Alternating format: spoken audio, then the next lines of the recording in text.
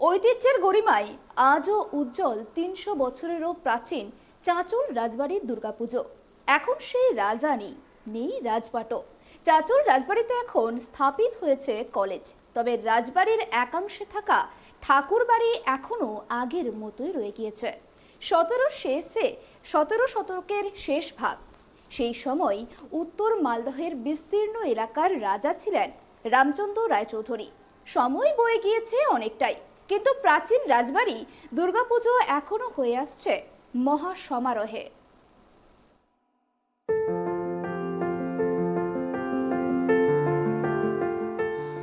একসময় যে রাজার পুজো ছিল, এখন তা হয়ে উঠেছে স্থানীয়দের পুজো। রাজবাড়ির একটি অংশে তৈরি হয়েছে মহকুমা আদালত, আর একটি অংশে এখন কলেজ।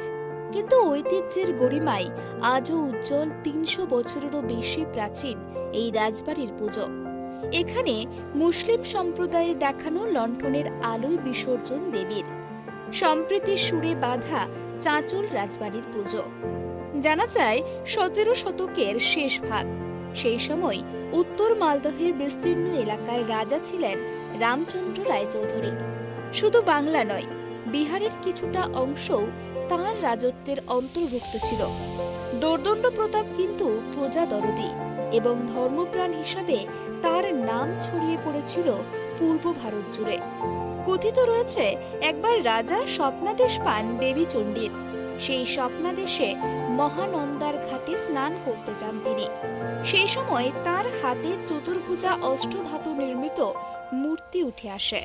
দেবী চণ্ডীর অষ্টধাতুর মূর্তি সতীঘাট থেকে প্রায় ২ কিলোমিটার দূরে রাজবাড়িতে এনে প্রতিষ্ঠা করেন চাঁচলের রাজা রামচন্দ্র। সেদিন থেকেই রাজবাড়িতে শুরু হয় দেবীর নিত্য পুজো। তবে প্রথমে মহানন্দা নদীর পাড়ে মাটির ঘর ও খড়ের ছাউনি দিয়ে মন্দির তৈরি করে পুজো শুরু করা হয়েছিল। সময়ের সঙ্গে তা পরিবর্তন হয়েছে। পরবর্তীতে এই বংশের অন্যতম রাজা শরৎচন্দ্র রায়চৌধুরীর নির্দেশে তৎকালীন ম্যানেজার সতীরঞ্জন বন্দ্যোপাধ্যায়ের তত্ত্বাবধানে সেখানে পাকা দুর্গাদালন নির্মিত হয়েছে। ততদিনে জায়গাটির নাম পরিবর্তন করে হয়ে উঠেছে পাহাড়পুর। রাজবাড়ির পুজোটা অ্যাকচুয়ালি পাহাড়পুর চণ্ডী মণ্ডপে হয়। চণ্ডী মণ্ডপ চাঁচলের যে রাজা, মানে পূর্বতন রাজা রামচন্দ্র রায় যখন রাজত্ব করতেন, সেই সময় একদিন স্বপ্নাদেশ পেয়েছিলেন যে উনি মানে মা চণ্ডী মরা মহানন্দা, যেটা আমরা চাঁচলের বলি, সেই মরা মহানন্দার একটা জায়গা হচ্ছে সতীঘাটা, পাহাড়পুর চণ্ডী মণ্ডপের খুব কাছাকাছি একটা জায়গা। সেখান দিয়ে একটা সময় বহতি মহানন্দা ছিল।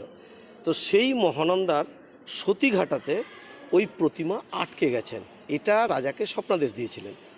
সেই সময় রাজাকে বলা হলো যে তুমি আমাকে এখান থেকে উঠিয়ে নিয়ে গিয়ে প্রতিষ্ঠা করো। রাজা তখন ওখান থেকে উঠিয়ে এনে প্রতিষ্ঠা করলেন। সেই থেকেই কিন্তু পাহাড়পুরের চণ্ডী মণ্ডপের একটা প্রতিষ্ঠা। যে চাঁচল থেকে সপ্তমীর দিন এখান থেকে সিংহবাহিনী নিয়ে গিয়ে সেই পুজো কিন্তু হতো, মানে শুরুতে সেটা কিন্তু সোনার সিংহবাহিনী ছিল। এটা অনেকেই হয়তো জানেন না, আমরা নিজে দেখেছি, কারণ আমার বাবাও একটা সময় এখানে চণ্ডী মণ্ডপে পুজো করেছেন, চাঁচল রাজবাড়ির ঠাকুরবাড়িতে পুজো করেছেন। তো বাবাও ওই মানে মূর্তি নিয়ে গেছেন সোনার সিংহবাহিনী, সেখানে গিয়ে ওখানে একটা পুজো হতো। আর দশমীর দিন যে লণ্ঠন, এই লণ্ঠনের পিছনে সংখ্যালঘু মুসলিমদের মধ্যে একটা বিশ্বাস যে মা যাবেন, মাকে অন্ধকারে বিসর্জন আমরা দেব না, গোধূলি লগ্নে বিসর্জন হয়। অ্যাকচুয়ালি গোধূলি লগ্নে, সূর্য ডোবা লগ্নটা গোধূলি লগ্ন, সেই সময় কিন্তু বিসর্জন হয়। তো এই বিসর্জনের সময় সমস্ত কিছু থেকে রক্ষা করো মা, তুমি আমাদের সমস্ত বিপদ থেকে রক্ষা করো, এই রক্ষাকর্তা হিসাবে মাকে বেছে নিয়েছিলেন স্থানীয় সংখ্যালঘু মুসলিমরা।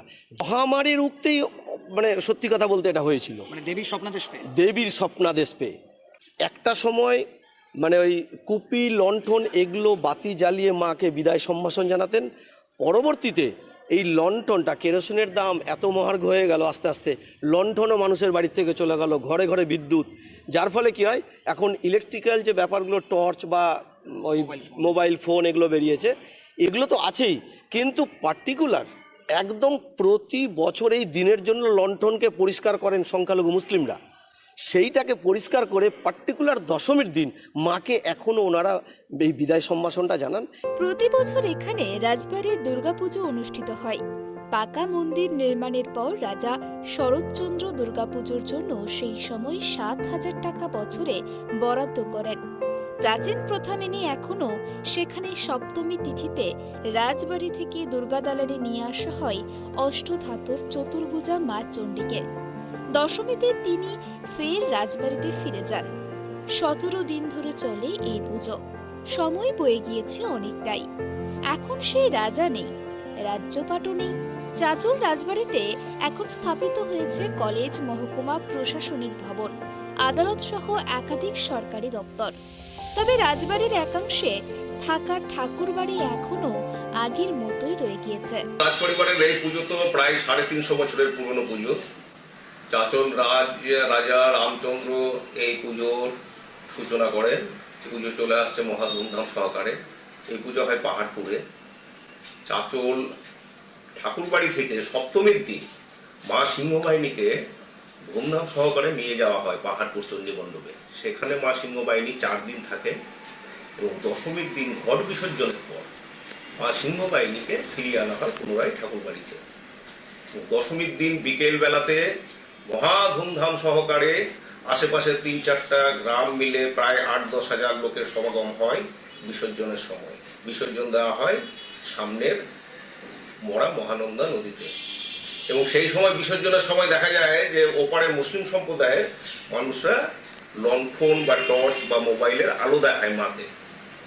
কারণ তাদের মধ্যে একটা আছে, প্রচলন আছে যে তাদের পূর্বপুরুষরা কেউ স্বপ্নাদেশে পেয়েছিল যে এই মাকে বিসর্জনের সময় যদি আলো দেখানো হয় তাহলে তারা মহামারীর প্রকোপ থেকে রক্ষা পাবে। পুজো প্রস্তুতি তো চলছেই, কেন গত 2 বছর ধরে করোনা মহামারীর কারণে অনেক রকম বাইনিক্সে পুজো হয়েছে। এই মহা ধুমধাম সহকারে এবছর পুজো হবে। বলছি, ট্রাস্টি বোর্ড 9,000 টাকা বরাদ্দ করেছে এই পুজোর জন্য। এই দুর্মূল্যের বাজারে এই টাকা দিয়ে কি পুজো করা সম্ভব? না, সেটা হয় না, কিন্তু যেহেতু মায়ের পুজো আশেপাশের গ্রামগুলো সবাই সারা বছরের জন্য অপেক্ষা করে থাকে যে পুজোর জন্যে, এবং তাদের সহযোগিতায় খুব ভালোভাবে পুজো হয়। পুজোকে ঘিরে সব শাস্ত্র মতে যা যা নিয়মে যা যা পুজো, অষ্টমী সপ্তমী, অষ্টমী সন্ধি পুজো, তারপর কুমারী পুজো সবই হয়। কথিত রয়েছে একসময় সতীঘাটায় মহানন্দার পশ্চিম পাড়ে মহামারী দেখা দিয়েছিল। তখন দেবী সেখানকার মুসলিম সম্প্রদায়ের মানুষকে স্বপ্নাদেশ দিয়েছিলেন গোধূলি লগ্নে বিসর্জনের সময় তারা যেন মাকে আলো হাতে পথ দেখান। মাকে আলো দেখানোর পর থেকে মহামারী দূর হয়। তখন থেকেই প্রতি বছরই বিসর্জনের সময় সেখানকার অর্থাৎ মরা মহানন্দা নদীর ওপারে বৈরগাছি এলাকার মুসলিম সম্প্রদায়ের মানুষ লণ্ঠন নিয়ে পথ দেখান মাকে। সেই রীতি এখনো প্রচলিত। রাজবাড়ির ঠাকুরবাড়ির নিত্য পূজারী ভোলানাথ পাণ্ডে বলেন, করেছিল রাজা রামচন্দ্র রায় চৌধুরী। এই পুজো প্রতিষ্ঠা করেন? হ্যাঁ, প্রতিষ্ঠা করেছিল। তো ওই নদীর ধারেই পুজোটা স্টার্ট করেছিল, ওই যে পেয়ে গেল যে। তো বলছি যে এই পুজোর বিশেষ রীতিনীতি কি? বিশেষ রীতি হচ্ছে 15 দিন আগে এর ঘট ভরা হয় কল্পতরুভাবে। এই ঘটের 15 দিন ধরে মায়ের পুজো চলে। আর সপ্তমীর দিন মাকে এখান থেকে আমাদের চাচল ঠাকুরবাড়ি থেকে নিয়ে যাওয়া হয় পাহাড়পুর মন্দিরে ঢাক ঢোল স্বরূপে, এবং সমাগমে ওখানে 16 উপচারে পুজো হয় 4 দিন, সপ্তমী, অষ্টমী, নবমী, দশমী। দশমীর দিন মা আমাদের শিলাটা চলে আসে।